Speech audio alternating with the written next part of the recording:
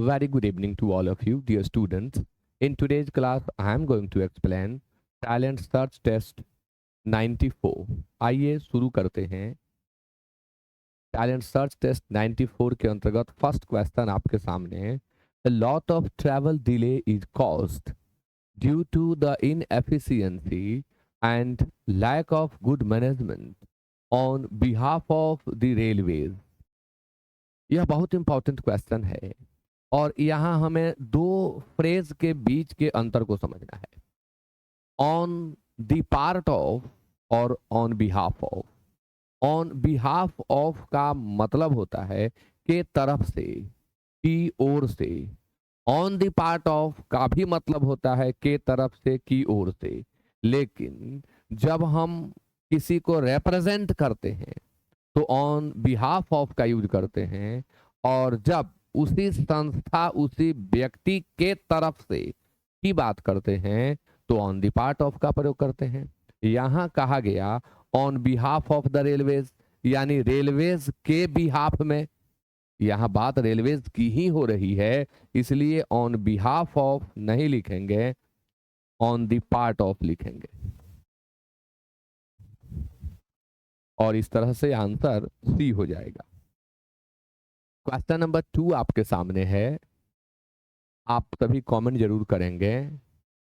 Having written my papers in the examination to my satisfaction, it was not unreasonable on my part. देखिए, on my part मेरे तरफ से, to expect a good position in the university.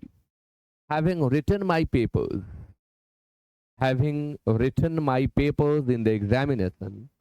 Papers written के लिए paper written से बेहतर word होता है having attempted। पेपर या क्वेश्चंस को हम अटेम्प्ट करते हैं, तो having attempted my papers in the examination to my satisfaction, मैंने अपने सेटिस्फैक्शन तक एग्जामिनेशन में पेपर का प्रयत्न किया है। It was not unreasonable on my part to expect a good position। मेरे तरफ से अच्छी पोजीशन यूनिवर्सिटी में प्राप्त करने की उम्मीद करना अनरीजनेबल नहीं था। तो एरर क्या है, ए में है, रिटन के बदले अटेम्प्टेड का यूज करेंगे। क्वेश्चन नंबर 3 फीलर से संबंध रखता है, आप सभी कमेंट जरूर करें। His conduct is bad and his honesty is not dash suspicion। उसका कंडक्ट, उसका आचरण बुरा है और उसकी ईमानदारी सस्पिशन से डैश नहीं है। तो जिसका कंडक्ट ही बुरा होगा उसकी ईमानदारी तो सस्पिशन के घेरे में आ ही जाएगी, यानी सस्पिशन से बियॉन्ड नहीं है, से परे नहीं है, के बाहर नहीं है। Question number 4, Kautilya was a great political thinker. Kautilya एक महान राजनीतिक विचारक थे। And his strong dash personality is dash through out the thought and expression in the अर्थशास्त्र। कौटिल्य महान राजनीतिक विचारक थे और हिज स्ट्रॉन्ग डैश पर्सनालिटी, उनके व्यक्तित्व के लिए एक एडजेक्टिव स्ट्रॉन्ग लगाया जा रहा है, एक और एडजेक्टिव देना है। पर्सनालिटी कैसी है उनकी, विराइल है, विगरस है, विवैसस है, डिनेमिक है। तो विराइल पर्सनालिटी, विराइल मतलब होता है पौरुष शक्ति वाला, जिसमें पुरुष जैसी शक्ति हो उसे विराइल कहते हैं। बात किसी के विद्वता की हो रही है, किसी के शारीरिक शक्ति की नहीं। विगरस पर्सनालिटी के लिए विगरस शब्द यूज किया जाता है, जिसमें काफी जोश हो, जो जोशपूर्ण हो, उसके लिए। विवैसस मतलब जीवंत होता है, यानी उनका व्यक्तित्व जो था वो काफी जिंदा दिल थे, जीवंत थे। और is dash through out the thought and expressions in the अर्थशास्त्र। आप एक्सप्रेशंस देखें अर्थशास्त्र के तो उनके पूरे, उनकी जो रचनाएं हैं उनमें उनकी जीवंतता आप देख सकते हैं, क्योंकि वो प्रकट होती हैं, यानी वो रिफ्लेक्ट होती हैं, और उनकी जीवंतता यानी आंसर सी सेलेक्ट किया जाएगा। विगरस, डिनेमिक, डिनेमिक मीन्स एक्टिव होता है, क्रियाशील, गतिशील होता है। आंसर सी होगा 5। कॉन्सेशन का अर्थ होता है छूट या रियायत। इसके लिए ऑप्शंस हैं disavowal, second one is negotiation, third one is denial and the fourth one is repudiation. तो आप सेलेक्ट करें 5 का आंसर क्या होगा। कॉन्सेशन रियायत, डिसअवॉल इनकार, नेगोशिएशन वार्ता, डिनायल इनकार, रेप्यूडिएशन खंडन या इनकार भी कहते हैं। तो कॉन्सेशन एक तरफ रियायत है, तो अब रियायत के लिए क्या करें, तो देखिए नेगोशिएशन हम करते हैं रियायत के लिए। हम कहते हैं क्या कुछ ये जो प्राइस आप बता रहे हैं कुछ इस पे नेगोशिएशन होगा, कुछ रियायत करेंगे, क्या ये नेगोशिएबल है। तो एक तो वार्ता अर्थ होता है किसी मसले के निष्पादन के लिए हम वार्ता करते हैं, दूसरे रियायत के लिए रिक्वेस्ट भी करते हैं। तो आंसर 5 का बी हो जाएगा। क्वेश्चन नंबर 6 है एलोकेशन। एलोकेशन का आपको बताना है सिनोनिम और इसके लिए ऑप्शंस हैं issuance, miss allocate, D allocate और विथहोल्ड। तो एलोकेशन ये क्या है, तो आवंटन है, नाम पर किसी राशि का आना या कोई योजना आ जाना, ये एलोकेशन कहलाता है, आवंटन या बंटवारा। इशुएंस यानी निर्गत करने का काम, इशू का एब्स्ट्रैक्ट नाउन है। मिस एलोकेट संसाधनों का त्रुटिपूर्ण, मिस शब्द जो प्रीफिक्स जो है यह नेगेटिव चीज को ही दर्शाता है, नकारात्मक बना देता है। डी एलोकेट है आवंटन रद्द कर देना और विथ होल्ड मतलब रोक रखना। तो एलोकेशन मीन्स तो होता है आवंटन। अब आवंटन जो हो रहा है वो तो किसी न किसी के नाम पर जा रहा है, यानी जारी किया जा रहा है, तो ये सारे तो नेगेटिव हो जा रहे हैं, एक ही तो है इशुएंस। एलोकेशन हो गया यानी उसके नाम पर वो चीज इशू हो गई, तो आंसर 6 का ए होगा। क्वेश्चन नंबर 7 आपके सामने, शब्द है ऑर्डिनरी। इसके लिए ऑप्शन ए में है pleasant, B good natured, C cantankerous and D agreeable. तो ऑर्डिनरी शब्द का आपको बताना है सिनोनिम। ऑर्डिनरी मीन्स होता है चिड़चिड़ा, झगड़ालू या बदमिजाज। इसके लिए ऑप्शन है प्लेजेंट सुखद, गुड नेचर्ड अच्छे स्वभाव का, कैंथैनकरस यानी झगड़ालू। आप इसके लिए क्वेरलसम का यूज भी कर सकते हैं और क्वेरुलस का यूज भी कर सकते हैं। क्वेरलसम मीन्स भी झगड़ालू होता है और क्वेरुलस मीन्स भी झगड़ालू होता है। कैंटनकेरस और ऑर्डिनरी ये आपके सामने है, तो 7 का आंसर सी होगा। क्वेश्चन नंबर आपके सामने 8 to 10, 8, 9 एंड 10 में एंटोनिम आप सेलेक्ट करेंगे। 8, 9 और 10 में आप सेलेक्ट करेंगे एंटोनिम। वर्ड आपके सामने है गैलिवेंट। इसके लिए ओहो, ये डायरेक्ट इसका आंसर ही आ गया आपके सामने। इन सब का डायरेक्ट आंसर ही आ जा रहा। खैर इसी से समझ लें आप, टेस्ट तो आप लोग दे ही चुके हैं। गैलिवेंट मीन्स होता है आवारागर्दी करना, यहाँ वहां यूं ही भटकते रहना। तो रोम मीन्स भटकना होता है, वॉन्डर भटकना, रैम्बल मीन्स भटकना और स्टे मीन्स ठहरना। तो ये तीनों तो भटकना के लिए हैं, तो ठहरना का एक ही है स्टे, इसलिए यही होगा। 8 का आंसर डी होगा। क्वेश्चन नंबर 9 आपके सामने, वर्ड है डेरिसिव। डेरिसिव शब्द अंग्रेजी में किस शब्द से बना, तो डिराइड वर्ब का एडजेक्टिव होता है डेरिसिव। डिराइड मतलब होता है खिल्ली उड़ाना, मजाक उड़ाना, जिसका सिनोनिम मॉक होता है, स्कॉर्न होता है, स्कॉफ भी होता है। तो डेरिसिव के लिए सिनोनिम अगर सेलेक्ट करना हो तो आप मॉकिंग सेलेक्ट कर लें, स्कॉर्नफुल सेलेक्ट कर लें, ये सिनोनिम हो जाएंगे, उपहासात्मक। तो एक ही शब्द है जो यहाँ एंटोनिम हो रहा है, वह है एडमायरिंग, प्रशंसात्मक, प्रेज वर्दी, प्रशंसात्मक या प्रशंसा के योग्य। तो 9 का आंसर बी होगा। क्वेश्चन नंबर 10 आपके सामने, वर्ड है एस्थेटिक। एस्थेटिक मतलब होता है सुरुचिपूर्ण या सौंदर्य संबंधी, डेकोरेटिव सौंदर्य संबंधी, विजुअली देखने में, विजुअली, और आर्टिस्टिक कला संबंधी, और अगली कुरूप। तो जहां एस्थेटिक है यह सौंदर्य को व्यक्त करने वाला शब्द है, तो यहाँ अगली हो जाएगा क्योंकि हमें एंटोनिम सेलेक्ट करना है। क्वेश्चन नंबर 11 एंड 12, में idioms एंड phrases दिए गए हैं, इनका मीनिंग बताइए। 11 and 12। To make clean breast of, to make clean breast of के लिए चार ऑप्शंस हैं।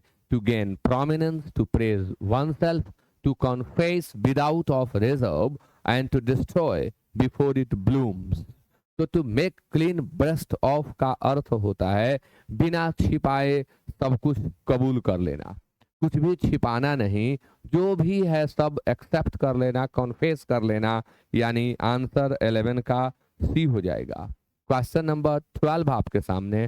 To catch a tartar, to catch a tartar, tartar को पकड़ना, लेकिन इडियोमेटिक मीनिंग आप बताएं। ए बी सी डी चार ऑप्शन आपके सामने है, किसको सेलेक्ट किया जाएगा? टू कैच ए टार्टर का मतलब होता है कि अपनी क्षमता से अधिक क्षमता वाले व्यक्ति का सामना करना।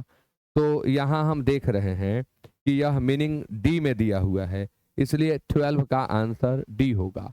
क्वेश्चन नंबर 13 और 14 में ब्रैकेटेड पार्ट को इंप्रूव करना है। 13 और 14 में ब्रैकेटेड पार्ट को इंप्रूव करेंगे, यानी सेंटेंस इंप्रूवमेंट। तो पहला क्वेश्चन है, the workers are hell bent at getting what is due to them. जो कुछ काम करने को बचा हुआ है, वर्कर्स उन्हें करने पर तुले हुए हैं। तो हेल बेंट ऑन और हेल बेंट अपॉन, इन दोनों का प्रयोग ही सही माना जाता है, बट बेहतर होगा हेल बेंट अपॉन, इसलिए सी सेलेक्ट किया जाए। Question number 14, his powerful desire brought about his downfall. उसके पावरफुल डिजायर ने उसका डाउनफॉल करा दिया, ऐसा नहीं कहेंगे। उसके अंदर पावर की डिजायर थी और पावर की डिजायर को लेकर के उसका डाउनफॉल हो गया, यह बिल्कुल सही बात है। तो हिज डिजायर फॉर पावर होगा, यानी हम आंसर सेलेक्ट करेंगे बी। क्वेश्चन नंबर 15 आपके सामने है, अब आप 15 का आंसर दे दें। A child born after the death of his father. पिता की मृत्यु के बाद जो बच्चा जन्म ले, उस बच्चे के लिए अंग्रेजी में एक शब्द होता है, वह शब्द क्या है आप सेलेक्ट करके बताएं। A posthumous, B orphan, C bastard and D progenitor. Progenitor. तो पॉस्थ्यूमस मतलब होता है पिता के मरने के बाद जन्मी संतान, पिता के मरने के बाद जन्मी संतान।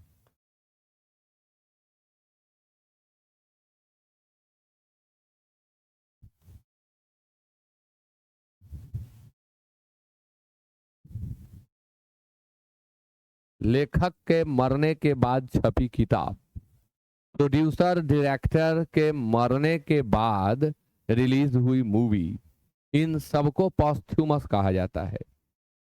ड्रामेटिस्ट के मरने के बाद छपा या मंचन किया हुआ ड्रामा, ये भी पॉस्थ्यूमस है। ऑर्फन का अर्थ होता है अनाथ, अनाथ। बास्टर्ड एक गाली है। One who is born of parents who are not married, यह एक गाली है बास्टर्ड, जिसका इंग्लिश मीनिंग मैंने आपको बता दिया। डी में शब्द है प्रोगेनिटर। प्रोगेनिटर का अर्थ होता है पूर्वज, पुरखा या पूर्वज, फोर फादर, प्रीडिसेसर, प्रोगेनिटर। 16 में है the absence of law and order. Absence of law and order को एक शब्द में क्या कहेंगे? रिबेलियन, एनार्की, म्यूटनी और रिवोल्ट। तो रिबेलियन शब्द का अर्थ होता है विद्रोह, जो रिबेल करे वह रिबेलियन होता है। विद्रोह और विद्रोही दोनों के लिए हम रिबेलियन, और रिबेल का यूज भी विद्रोही के लिए करते हैं, रिबेल वर्ब का काम भी करता है। एनार्की, अराजकता, एनार्की अराजकता यानी लॉलेसनेस। म्यूटिनी सैन्य विद्रोह, सेना का विद्रोह। म्यूटिनी,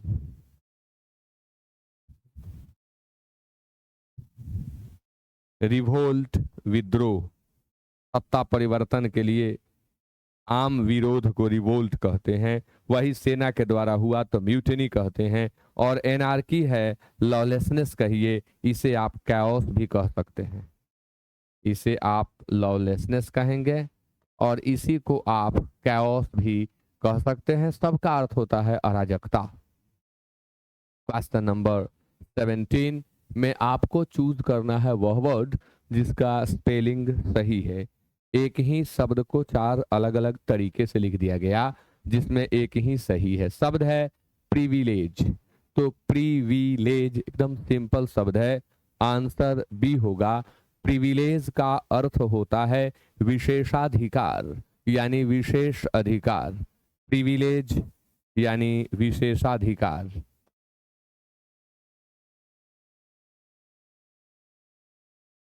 विशेषाधिकार प्रिविलेज 17 का बी होगा। 18 में शब्द है वॉसिफेरस, एफ्लिक्शन, एपिस्कोपल, ये चर्च से रिलेटेड वर्ड है। इनोक्यूअस, तो देखिए इनोक्यूअस मीन्स होता है हानि रहित, हानि रहित, जिसमें किसी तरह की कोई हानि ना हो वह इनोक्यूअस है, इसे आप हार्मलेस कह सकते हैं। एपिस्कोपल वर्ड जो है ये चर्च से रिलेट करता है, रिलेटिंग टू चर्च, चर्च से रिलेटेड यह वर्ड है। एफ्लिक्शन यानी पीड़ा, कष्ट। फिर शब्द है वॉसिफेरस, यही गलत है, इसका स्पेलिंग होगा वॉसिफेरस, मुखर। जो जबरदस्त वे में अपनी बात को रखे, प्रबल तरीके से अपनी बात को रखे, उसे हम वॉसिफेरस कहते हैं। तो आंसर ए होगा, क्योंकि यहां हमें इनकरेक्टली स्पेल्ड वर्ड को सेलेक्ट करना था। 18 का आंसर ए होगा। क्वेश्चन नंबर 19 आपके सामने। Rearrange the parts of the sentence in correct order. आप रीअरेंज करिए। The airlines representatives that they are working with the concerned agencies to find out the root cause of the issue. BCA's official assured, हमें सबसे पहले S लिखना होगा। BCA's के officials ने यह एस्योर्ड किया, किसको एस्योर्ड किया? तो एयरलाइन रिप्रेजेंटेटिव्स को यह एस्योर किया कि, एस्योर के बाद वाले ऑब्जेक्ट के बाद दैट ही लगता है, that they are working with the concerned agencies, किस लिए ये काम कर रहे हैं? संबंधित एजेंसीज के साथ मिल करके, to find out the root cause of the issue, issue का रूट कॉज क्या है इसे जानने के लिए, यानी SPQR आंसर होगा। और तो एक ही था, आसानी से बन जाता, केवल एस सेलेक्ट किए कि आंसर तक पहुंच गए। 19 का आंसर डी होगा। क्वेश्चन नंबर 20 आपके सामने, आप सभी क्वेश्चन नंबर 20 का आंसर दे दें। क्वेश्चन नंबर 20 आपके सामने।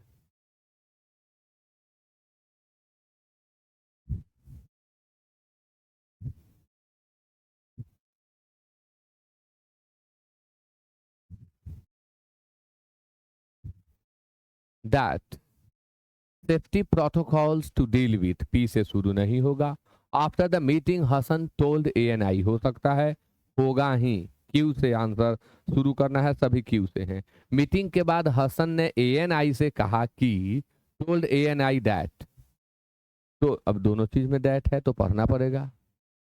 हाँ, एक तो स्पष्ट है कि डील के बाद विथ लगता है, यानी P के बाद R का ही पेयर होगा, ये तो कंफर्म्ड है। तो after the meeting Hasan told ANI that passengers should fly without any fear, ना, ये मैच नहीं कर रहा है।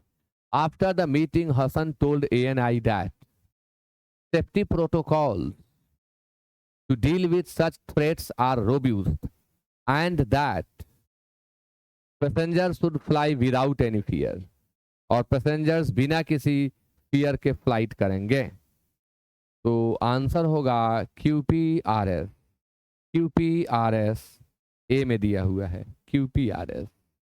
अब 21 से 25 तक के लिए क्लोज टेस्ट है, जिसे आप पढ़ें और आंसर दें। 21 से 25, the key to removing corruption is the transparency of political funding that would end first misuse of state dash by the politician to raise funds। Corruption को रिमूव करने की चाबी राजनीतिक फंडिंग की पारदर्शिता है। अगर करप्शन दूर करना है तो राजनीतिक फंडिंग जो होता है उसमें पारदर्शिता लानी होगी।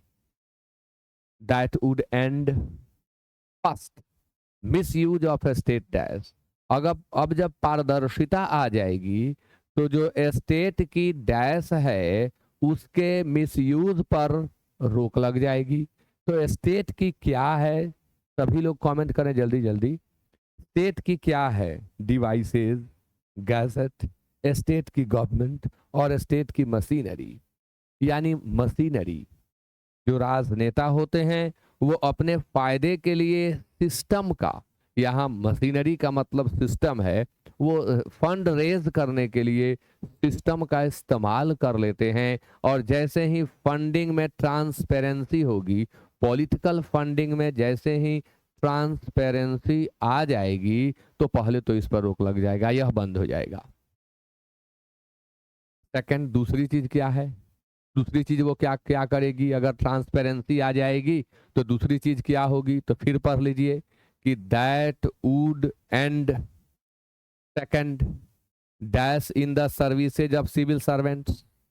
अब ये जो राजनेता सिविल सर्वेंट्स की सेवाओं में डैश करते हैं ये भी रुक जाएगी। क्या करते हैं ये? अधेयर, अधेयर के बाद फिक्स्ड प्रेपोजिशन टू लगता है तो यहाँ टू दिख नहीं रहा है, यहाँ तो इन है, इसलिए अधेयर आप सेलेक्ट नहीं कर सकते। रिलीज के बाद प्रेपोजिशन फ्रॉम लगता है, रिलीज, और रिलीज के बाद ऑब्जेक्ट आएगा तब फ्रॉम आएगा। ल्योर के बाद भी ऑब्जेक्ट आएगा तब फ्रॉम आएगा, यानी आंसर बी होगा। ये राजनेता जो होते हैं ये सिविल सर्वेंट्स के काम में अरंगा डालते हैं, उन्हें उनकी तरह काम नहीं करते, ये उन्हें परसुएड करके काम अपने तरीके से करवाते हैं। तो ये रोप कर देते हैं उनके सर्विसेज में। तो 22 का आंसर बी हो जाएगा। अब 23, थर्ड चीज क्या होगी? Dash both accountability and integrity of administration. अगर ट्रांसपेरेंसी आ जाएगी तो एडमिनिस्ट्रेशन के इंटेग्रिटी और अकाउंटेबिलिटी,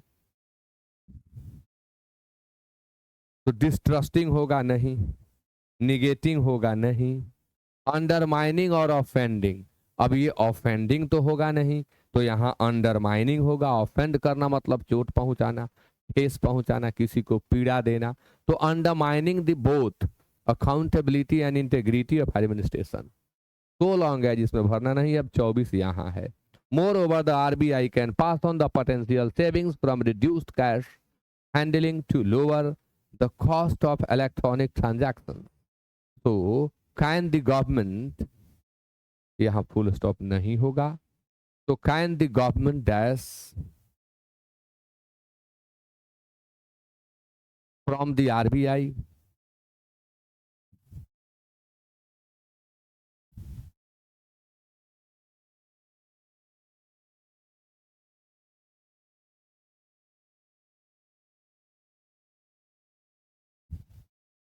इनकम होगा नहीं, पेमेंट और एडिशन सूट नहीं कर रहा है। एक ही आंसर हो सकता है आउटलेज। कैन द गवर्नमेंट, यहाँ कुछ मिस्टेक है, ये ऐसे नहीं होगा।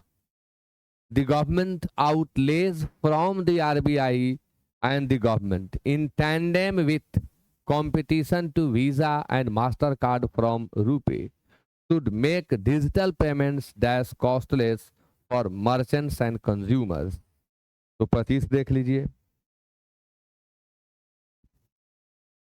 ऑप्शन नेवर है, कभी नहीं, नेगेटिव कर देगा। एवर प्रेजेंट परफेक्ट टेंस के इंट्रोगेटिव सेंटेंस में यूज करते हैं जनरली, यहाँ जरूरत नहीं है। लिटिल करेंगे नेगेटिव कर देगा। एक ही ऑप्शन है वर्चुअली।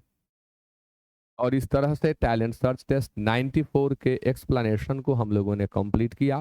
फिर अगले क्लास में मिलेंगे। आप इन सेट्स को बार बार पढ़ करके वर्ड्स को नोट करके इन सबको याद कर लें। With that it is over. Thank you so much.